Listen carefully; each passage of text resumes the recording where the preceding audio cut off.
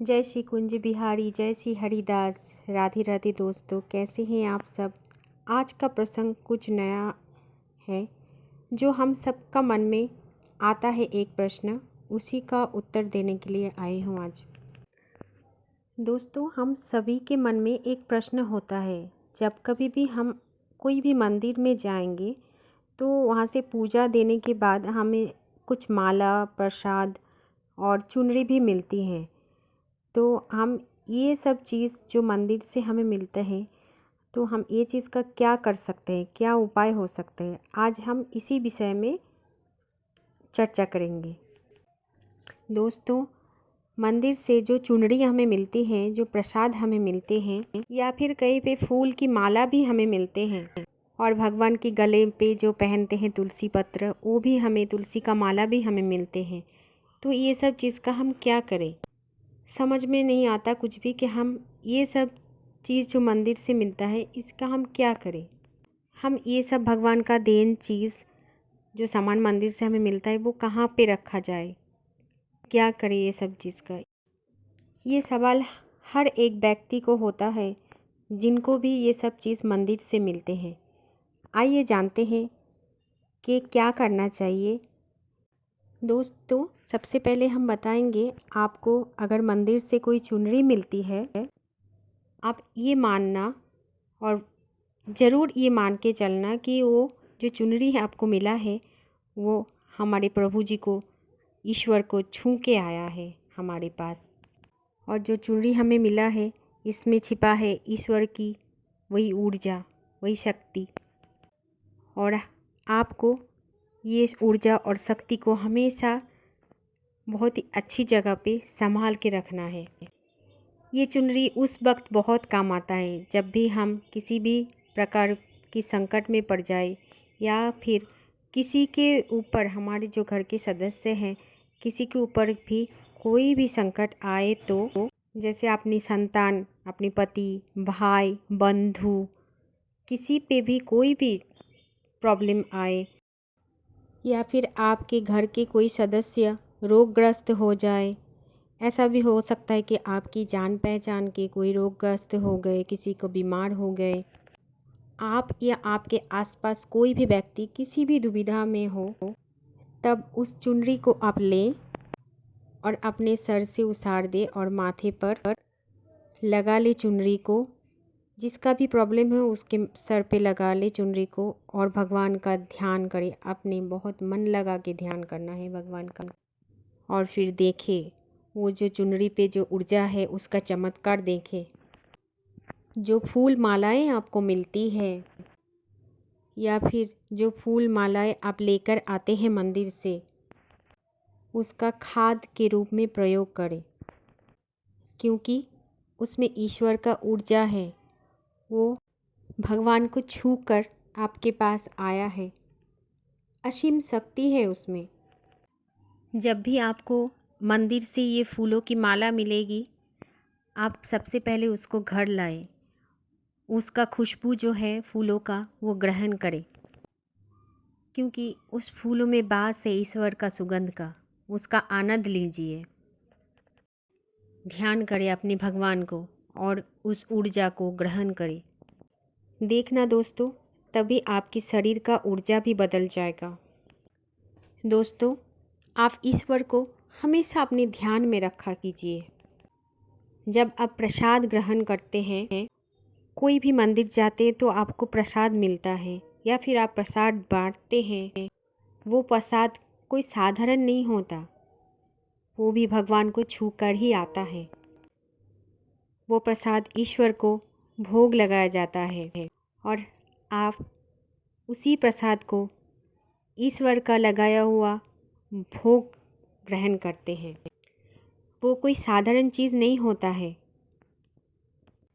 इसलिए दोस्तों, जब भी आप उस प्रसाद का कण कण हिस्सा अपनी जिह्वा पे रखें, तो उस प्रसाद का आनंद आप अमृत के रूप में ले सकते हैं। और अपनी आत्मा से, मन से ईश्वर का ध्यान कीजिए। और एक बात दोस्तों, हमेशा याद रखना, जब भी आप कोई भंडारा में जाएंगे या फिर कहीं पे भी आप भोजन करेंगे तो एक बात हमेशा याद रखना दोस्तों, वो माँ अन्नपूर्णा देवी का आशीर्वाद है आपके ऊपर, तभी आप ये भंडारा का भोजन या फिर कहीं पे भी आपको भोजन मिल रहा है। आज आप ये समझ लेना कि आपकी आत्मा को और आपकी शरीर को तृप्त करने के लिए ये भोजन आपको परोसा जा रहा है भगवान की ओर से। जब भी आप भोजन करेंगे तो एक बात हमेशा ध्यान रखना कि ये भोजन कोई साधारण भोजन नहीं है। स्वयं हमारे ठाकुर जी हमारा कृष्ण है और ये भोजन को छोड़ना कृष्ण के छोड़ने के बराबर होता है। तो कभी भी अपने भोजन को झूठा करके मत छोड़ा कीजिए, क्योंकि दोस्तों इसी दुनिया में बहुत सारे लोग ऐसे भी होते हैं, उनको थोड़ा सा भोजन भी नसीब में नहीं होता। ये कोशिश आप ज़रूर कर सकते हैं कि अगर आपकी आवश्यकताएं पूरी हो जाए, भोजन की आवश्यकताएं आपका पूरी हो जाए, तो किसी एक को आप अवश्य भोजन कराइए। इस तरह से आप उसका सहायता भी कर सकते हैं, ऐसे सहयोग करें। दोस्तों अगर आपको प्रसाद का एक पेड़ा भी मिल जाए ना, या फिर प्रसाद का एक बर्फ़ी भी मिल जाए, अगर लड्डू भी एक ही आपको मिला हो प्रसाद में, तो एक कोशिश ज़रूर करके देखिएगा। और एक बात भी आप सोचना कि आप जहाँ पर खड़े होकर प्रसाद ले रहे हो या आपको प्रसाद मिला है, बहुत सारे व्यक्ति वहाँ पर आपको ऐसे दिखेगा जिनको प्रसाद नहीं मिला है। तो आपके पास जितना भी प्रसाद मिलता है उसका थोड़ा थोड़ा आप उन लोगों को ज़रूर बांटें जिनको प्रसाद नहीं मिला है, क्योंकि प्रसाद अमृत के समान होता है।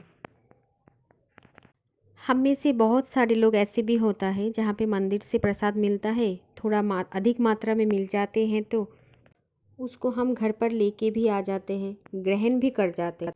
और थोड़ा बहुत अगर प्रसाद बच भी जाता है तो ऐसे ही रखा हुआ रहता है, फिर हम गलियों में डाल देते हैं, उसको रास्ते में कहीं पे भी डाल देते हैं। दोस्तों ये कभी भी मत करना, क्योंकि प्रसाद अमृत के समान है।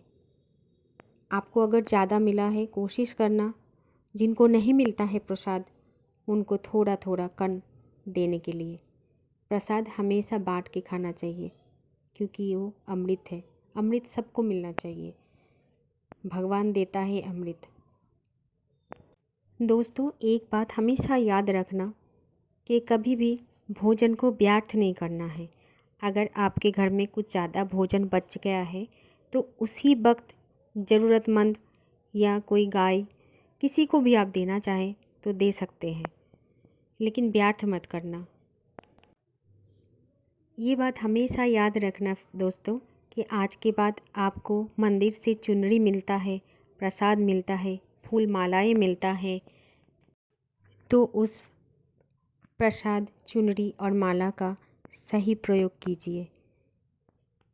कभी भी ऐसा काम नहीं करना है आपको कि भगवान को देते हुए, भगवान का देन ये प्रसाद, फूल, माला और चुनरी ऐसे ही व्यर्थ कहीं पे भी रहे।